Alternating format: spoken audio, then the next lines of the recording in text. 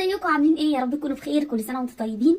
حقيقه الامر انا مبسوطه جدا جدا من رئيس الوزراء والكلمه اللي قالها بخصوص الدراما المصريه، ان هي لا تمثل الواقع ابدا. فعلا هي لا تمثل الواقع. اخيرا اخيرا يا ربي، الكلام ده احنا واخدين بالنا منه من سنين.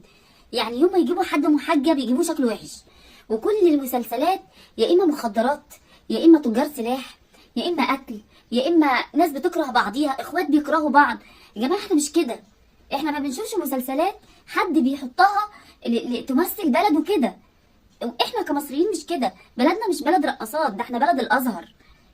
ازاي بقى تجيب لنا كل المسلسلات لازم يبقى فيه مسلسل 2 3 فيهم رقصات؟ وفي رمضان تجار السلاح وتجار المخدرات ايه ده؟ احنا ما عندناش كده، ولو عندنا فقله. انا ما اجيبش القله واحطها كاساس وان دي الصوره اللي صدرها عن بلدي. بجد بجد حاجه فرحتني بجد ان رئيس الوزراء قال ان هو هيشكلوا لجنه بخصوص الدراما بس اللي بتتعرض. حاجه بجد كويسه. الناس من زمان بتتكلم على موضوع الدراما ده، وانه مش بيمثلنا يعني. لو اتكلمنا، انا مش هتكلم عن مسلسل معين عشان برضو ما يبقاش فيه حاجه، لكن كل المسلسلات فيها مخدرات، تجار مخدرات. يعني مصر كلها بقت تجار مخدرات. ده احنا بنقول الناس دي وكل بلد فيها كده بتبقى قله. القله دي انا ما اجيبهاش واشهرها بقى. طب السنه دي بالله عليكم فين المسلسل اللي ناخده قدوه علشان نخليه قدامنا كده ونخلي نفسنا زيه؟ فين البطل اللي عمل انجاز في حياته؟ ليه ما بتجيبولناش قصص واقعيه؟ ليه ما بتجيبولناش قصص الطلبه اللي بتتعب وبتشتغل وهي بتدرس وفي بلدها ما طلعتش بره؟ ليه ما بتجيبولناش قصص الناس المكافحه؟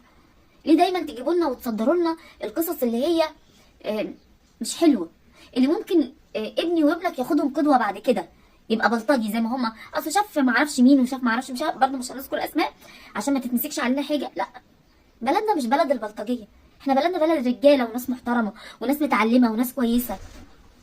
لما نيجي نصدر للدنيا كده يا جماعه، انا حبيت المسلسلات التركيه من التصوير بتاعهم. انا حبيت المسلسلات التركيه وحبيت البلد نفسها. والله بين كل مشهد ومشهد كده بتلاقي فاصل جايب لك صوره البلد من فوق، مصور لك البحر ومصور لك مناظر طبيعيه، يخليك مصور لك مثلا الطرق، المنتزهات، الحاجات الجميله اللي فيها اللي تخليك تحب البلد وانت اصلا بعيد عنها. فين بقى هنا؟ يمكن المسلسل الوحيد اللي ممكن نقول ان هو كويس ويمثل الشعب المصري مؤخرا هو مسلسل ابو العروسه. بجد بجد يعني يا ريت مسلسلات من النوعيه دي. المسلسل ده انا تابعته باجزائه، ما شاء الله، بجد ده بيمثل الشعب المصري. عايز تشوف مصر بجد؟ شوفها في مسلسل ابو العروسه. البيت الدافي، الاب والام اللي بيلموا على عيالهم، اللي لو عندهم عيل غلط بيعالجوا غلطه وياخدوه في حضنهم، اللي اسرتهم بتبدا تمتد ويبقى فيه احفاد ويبقى وفيه هدوء وفيه راحه وانت بتتفرج على المسلسل ده ابنك قاعد، بنتك قاعده، ده انت خدها في حضنك كده وانت بتتفرج عادي. اللي هو البنت مش هتسمع كلمه وحشه ولا هتشوف تصرف وحش، ده التصرف العادي بتاع كل عيله مصريه. احنا عايزين مسلسلات زي ابو العروسه تاني، مسلسل اجتماعي، مسلسل هادف، مسلسل تحس ان انت عايز ولادك تبقى شبه الولاد اللي في المسلسل. غير كده صراحه كل اللي اتعرض في رمضان السنه دي، ده رايي الشخصي كمشاهده، كل اللي اتعرض في رمضان السنه دي والسنه اللي فاتت، يمكن انا خدت حلقات كده اتفرجت عليها، مش متابعه، لاني ممكن اتفرج بعد رمضان، لان رمضان انتوا عارفين الشهر بيبقى عامل علينا كلنا ازاي كأمهات يعني. لكن بتفرج عليه بعد كده. لكن كل اللي شفته والله العظيم حاجات لا تمد للواقع بصله، ولو كانت تمد للواقع بصله فهي قله مش كتير. ما اجيبش الحاجات النادره واشهرها، ما اجيبش الحاجات اللي هي السيئه واقول اهي في حد، يعني في الاخر في حد بيصور خيبته لما يكون عنده. يعني مثلا انا واحده كست بيت بطبخ طبخه واتحرقت، هصورها لكم؟ لا طبعا. كذلك المجتمع اللي احنا فيه، مش عندي واحد مثلا بلطجي واروح اشهره، تعالى ما اصورك ده انت نجم. لا احنا مصر مصر ما عندهاش كده.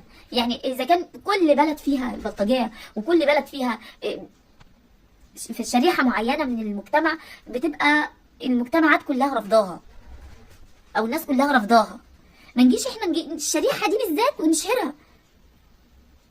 يعني احنا عندنا كمنطقه شعبيه ما عندناش حد بيعاكس حد، ولو حصل كده القريب والغريب ممكن يكسر دماغ اللي بيعاكس ده. اللي واحده تبقى ماشيه في الشارع، وبعدين احنا كمحجبين ما عندناش القصص اللي بتنزل دي، ما عندناش المكياج اللي ده، كميه المكياج اللي بتتصرف على البني ادمين اللي في المسلسلات قسما بالله تعمر بلاد. ايه ده؟ يعني ايه؟ ولا اللي نفخه واللي ايه ده؟ ايه يا جماعه ده؟ احنا عايزين حاجه ترجع بلدنا زي الاول، زي ما كانت المسلسلات المصريه كل الدول العربيه بتستنى تتفرج عليها.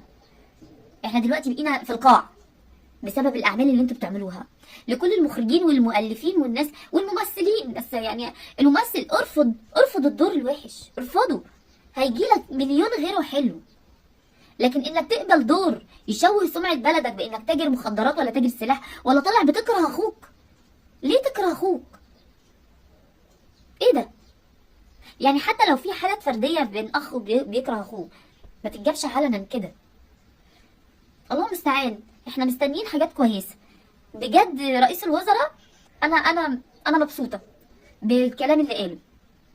ربنا يهدي الجميع وربنا يوفقهم للاحسن، لان ولادنا بيبقوا بيتفرجوا على الحاجات دي واحنا نفسينا بنتفرج على الحاجات دي. في الايام زمان لما كنا بنتلم كده عشان في مسلسل جاي، دلوقتي كله بيجري ورا الماده، ولو اي حاجه هتعمل الفلوس احنا فيها. ربنا يهدي الجميع ويجعل كلامي كده خفيف عليكم. كل سنه وانتم طيبين. السلام عليكم ورحمه الله وبركاته.